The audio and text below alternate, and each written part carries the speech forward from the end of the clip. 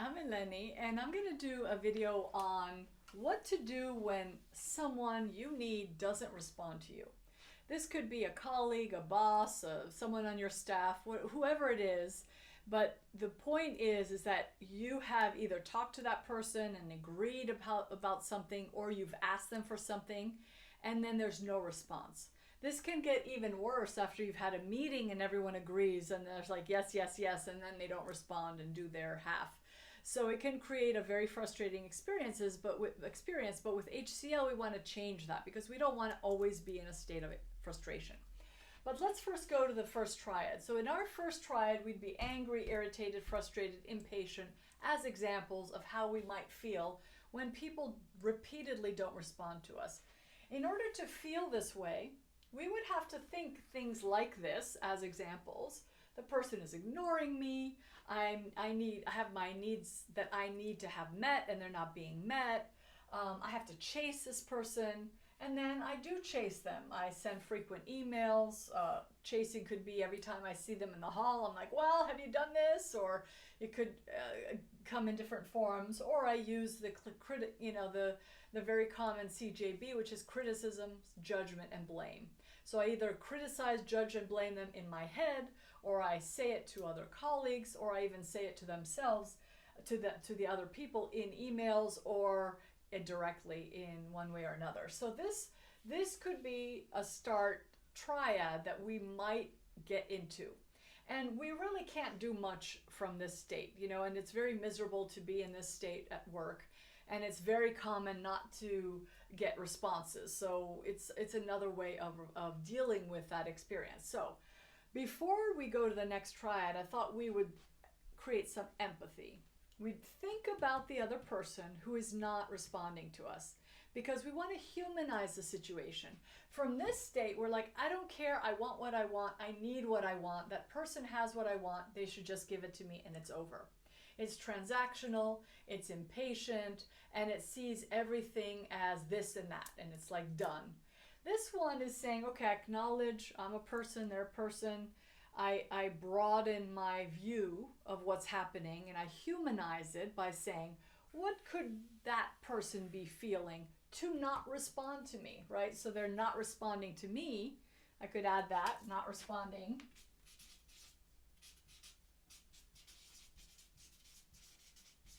And I could empathize and wonder without having to talk to them. I could imagine they're anxious and frustrated and really busy, maybe firefighting. Maybe I don't know this, but maybe I know this because of the context of the work environment. Maybe they're thinking, I'm overwhelmed. How will I get all this done? And we're not here to mind read and pretend we know what other people think, feel, and do. But when we see their behavior, and we know the work context, we can imagine, because often we've not responded to people who needed things. We have to be honest.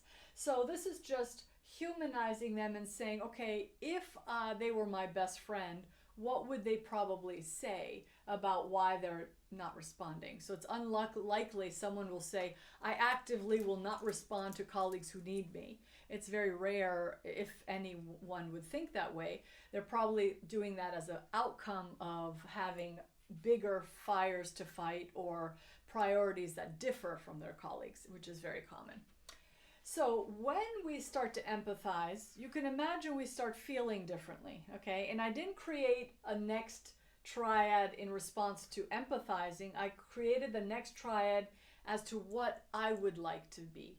So in face of someone who doesn't respond to me, I still want to be calm and empathic. I don't want to be frustrated, irritated, angry, and impatient.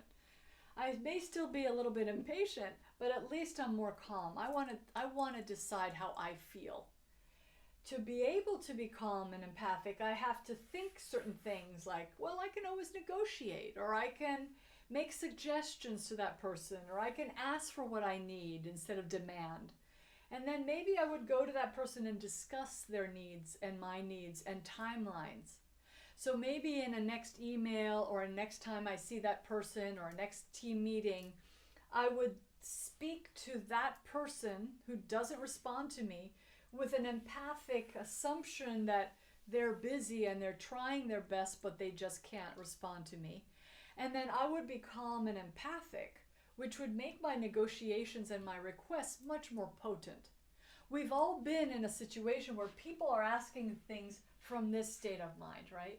They've already criticized us and judged us for being late and maybe said nasty things in their heads. We know that, and we can tell when they talk to us. But when people are from this state, we can tell also, and we're more likely to respond because someone has kind of given us the benefit of the doubt and saying that I'm not just doing this to annoy someone or just to ignore them. I'm having my own challenges.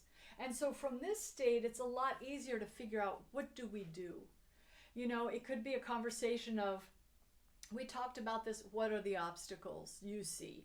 Is this something you realistically will ever get done? What are your priorities? These are my priorities. We're kind of in a situation where we have to work together because we need each other's input. So what could we do to make this work? It's a much different conversation, right? And it's a much different tone, and it feels better. So even if the other person is still anxious and frustrated, and then they may even be criticizing and judging and blaming you, but you can always come to it, at least to start with this mindset and say, I get it. Our work environment is very fast-paced. It's very demanding. It's even sometimes unrealistic. What could we do to try to make this work?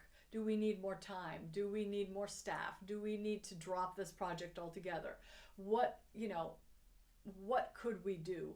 And then you start to have a discussion that people are more likely to have, because why? Because their needs are in there too. Their needs are being considered as well. From a state of, you have something I need, just give it to me. It's just about me or what I need. But if I go and say we both have needs for this project or for getting our work done and these demands, what could we do to help each other get it done? It's a much more likely to get an outcome that's doable, that you could actually achieve, and you get around all this not responding to each other. And the next time, you could ask someone, when you're not responding, what could I do? Or should we have a check-in every 3 days to make sure that, you have what you need or I have what I need? You can always negotiate as to how each person's needs are meeting their timelines and meeting what is going on in their work. So if you want to take and practice this, you can take a situation where, you either haven't been responded to or someone is currently not responding to you, and go through the exercise to wonder, if you have the behavior of someone not responding, what could they be thinking and feeling? And you try to empathize with them. And then you try to figure out, what do you want to feel? And then what would it take for you? What do you have to think to feel that way? And what could you do from that state? And you will then have a much more different and more powerful experience.